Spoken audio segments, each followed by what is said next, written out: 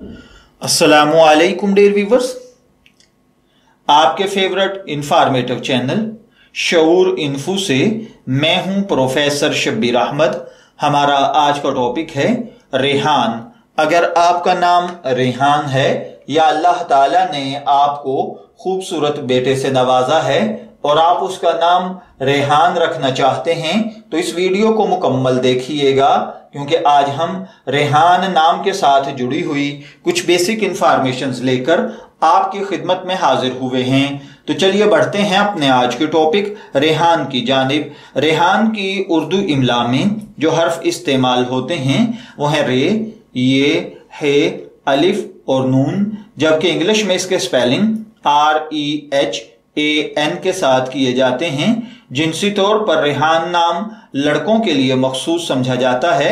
रेहान नाम के साथ जो दीगर नाम मिलाकर रखे जाते हैं, मोहम्मद रेहान, रेहान अहमद, रेहानुल ईमान, रेहानुल दीन वगैरह।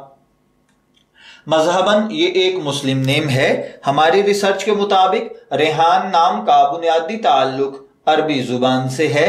इल्मुल आदाद और इल्म जफर के माहिरीन के मुताबिक इसका खुशकिस्मत नंबर 9 को समझा जाता है।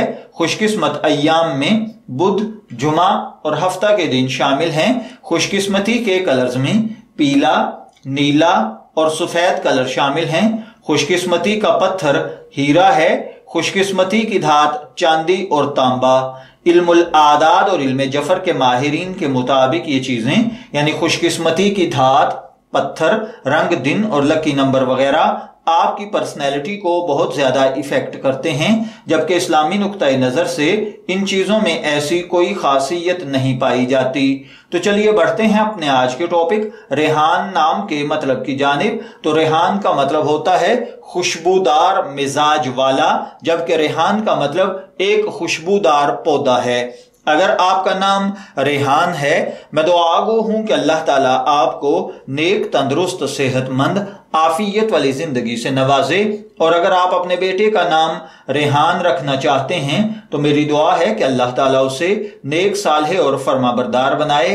इजाजत चाहेंगे, फिर मिलेंगे किसी नए रूहानी टॉपिक के साथ। तब तक के लिए अल्लाह हाफिज।